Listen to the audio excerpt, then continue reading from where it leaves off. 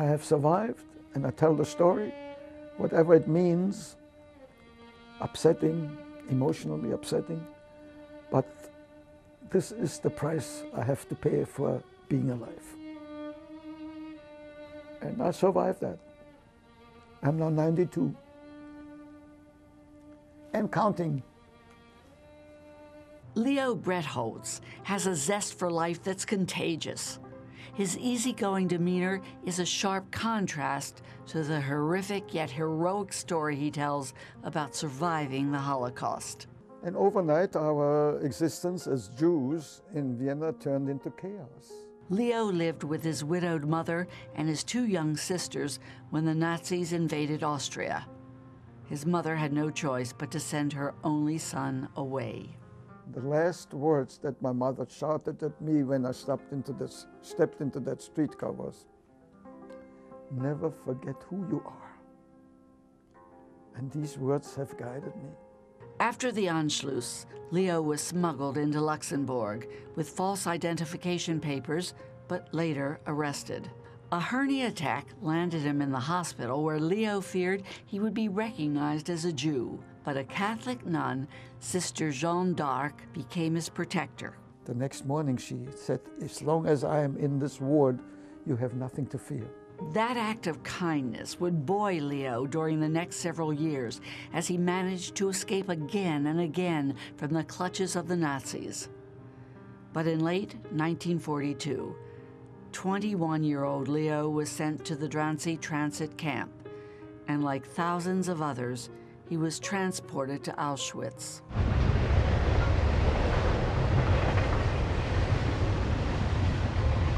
And on the 6th of November 1942, I was in one of those deportation trains, and I escaped from that train with my friend.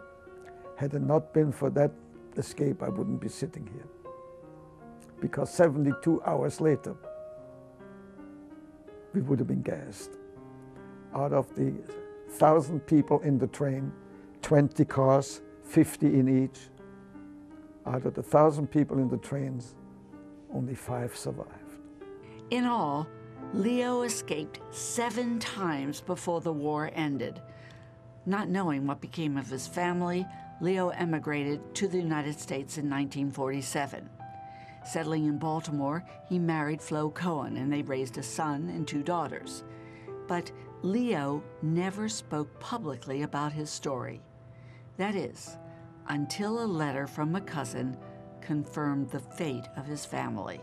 And has told me that my mother and sisters were sent to the camp of Izbica, near Lublin, and they did not survive. Flo said to me, "Now that you know what happened to your family, you have to start talking." This was in '62, 15 years after I got here. I found out finally that my mother and sisters didn't survive. For the past 50 years, Leo Bretholz speaks for those who were silenced. About 40 times a year, he shares his story with people of all ages and all faiths. My Jewish identity was strengthened by the events in Germany. He wanted to destroy us, but we have survived. We have overcome.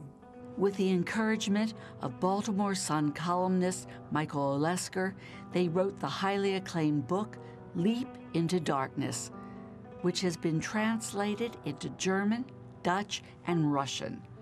Leo's life story is also memorialized in documentaries and news stories. But Leo believes his greatest impact is when he speaks face-to-face with young people. Well, the final thing I want to say now that you have listened to me. Each of you can make a little difference in the future. Each of you makes a little difference, but when you take it collectively, it becomes a big difference.